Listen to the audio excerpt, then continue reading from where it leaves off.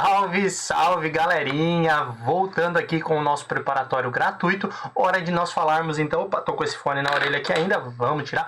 Hora de nós falarmos então sobre índice Sharpe. Índice Sharpe é importantíssimo para a sua prova de CPA 20, mas é mais importante ainda quando você vai olhar para investimentos. Lembra que a gente fala que não existe um único tipo de investimento, muitas vezes você vai correlacionar, comparar diversos índices diferentes, diversos ativos diferentes, e aí o índice Sharpe ele me ajuda a comparar algo que é muito importante, que é a minha relação risco versus retorno. Então, o índice Sharpe ele mede essa relação risco-retorno do ativo e ele é calculado com base no desvio padrão. Lembra o que é o desvio padrão, né? E quanto maior, melhor o índice Sharpe. Guarda todas essas informações aqui que depois a gente entra em um cenário mais prático, certo?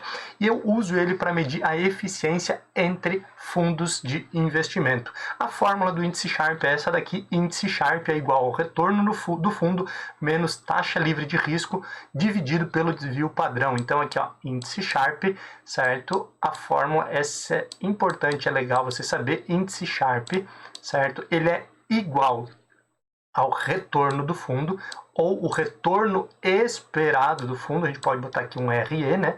Porque é aquilo que eu espero desse fundo, eu vou comparar com isso, menos o que a gente chama de risk-free, que é a taxa livre de risco, dividido aqui pelo desvio padrão, certo? Risk-free, RF, dividido pelo desvio padrão. Olha, desvio padrão, quem lembra desse sinalzinho? O sigma, né? O desvio padrão, ou pode estar aqui como DP na fórmula. Então é bem tranquilo, mas vamos lá, vamos entender esse índice Sharpe, para que ele foi criado. Lembra, então, ele está olhando a relação entre dois ativos, dois fundos de investimento, por exemplo, certo? E eu quero saber qual que é o melhor deles.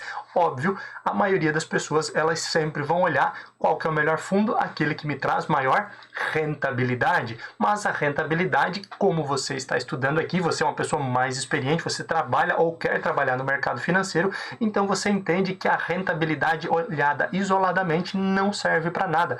Eu tenho que olhar para a rentabilidade, mas também para o risco que eu estou correndo.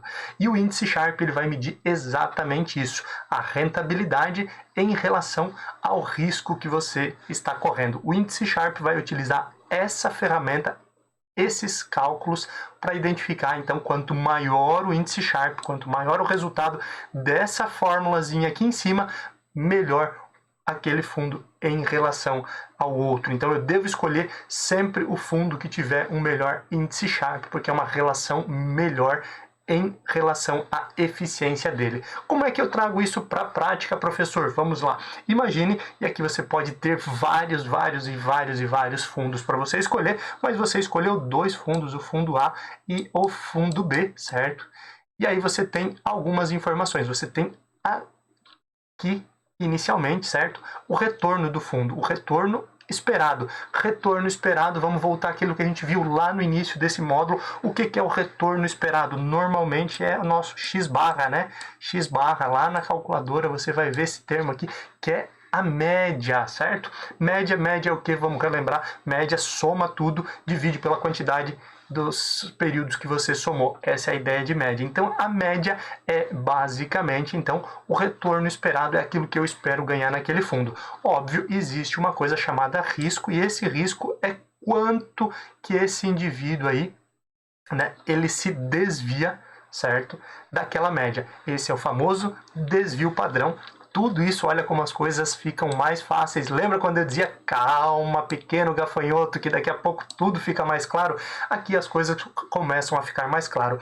Olhei para a média, tenho uma média de retorno e tenho também um desvio padrão. O quanto que esse retorno, em média, pode se desviar, certo? Quanto risco eu posso correr dele se desviar? Lembra lá, um desvio padrão, dois desvios padrões, três desvios padrões e o percentual de confiança. Então, assim, o risco, o desvio padrão aqui que eu tenho, quanto maior, mais risco eu estou correndo, porque eu tenho algo ali que é 5, mas o meu desvio padrão ele pode se desviar até 5, então ele pode chegar a 10 ou pode chegar a 0. O outro eu tenho um desvio padrão de 2, por exemplo, então o risco é 2, de 5 ele pode chegar a 7, ou de 5 ele pode chegar a 3, então automaticamente você escolheria aquele que tem um menor risco e uma maior rentabilidade. Mas existem fundos que você não vai poder fazer essa escolha tão facilmente. Então imagine aqui que o fundo A, ele traz para você aqui uma rentabilidade aqui de 4%, certo? 4%.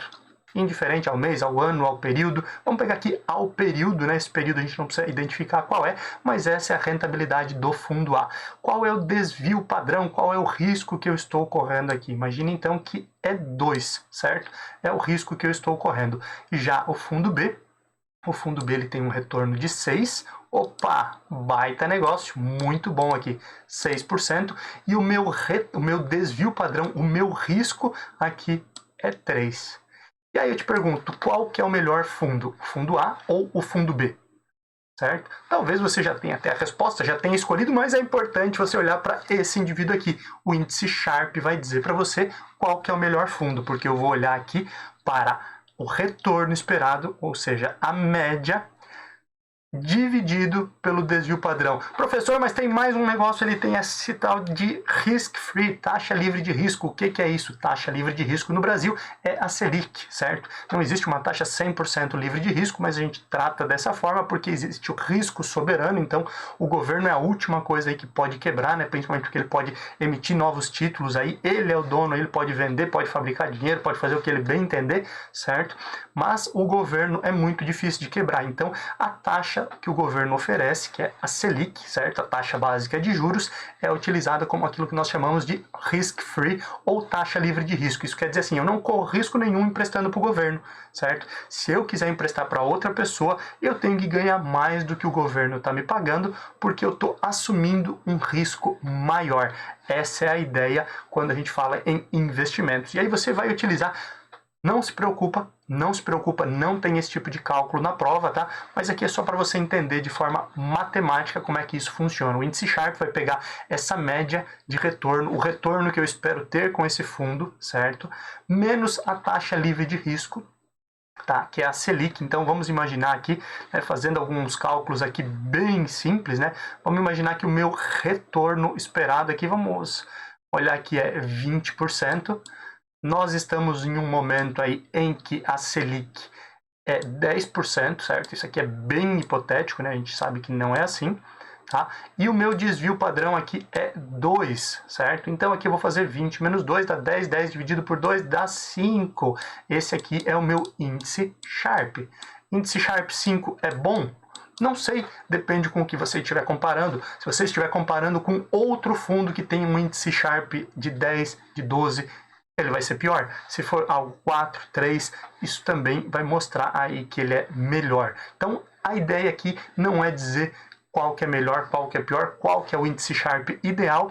A ideia aqui é comparar dois ativos A e B, e aí você pode depois fazer essa conta aqui com base na taxa Selic atual, por exemplo, certo?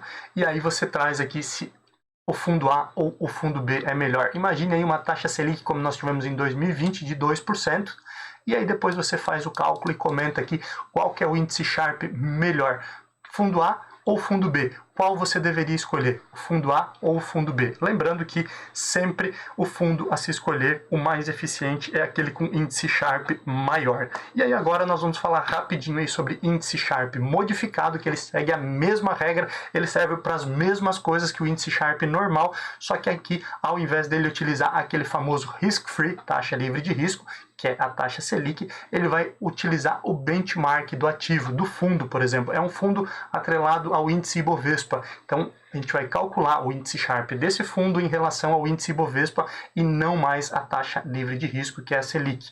Em relação ao DI, a gente vai utilizar o DI e não mais a Selic. E assim por diante, a gente vai poder utilizar aí todos esses indicadores. Índice Sharpe modificado só tem essa diferença, mas ele segue a mesma linha. Quanto maior o resultado do índice de Sharpe, melhor o resultado daquele fundo. Te espero na próxima aula para a gente continuar falando de novos temas que a gente tem aqui para mensurar resultado e escolher quais são os melhores ativos aí para investimento.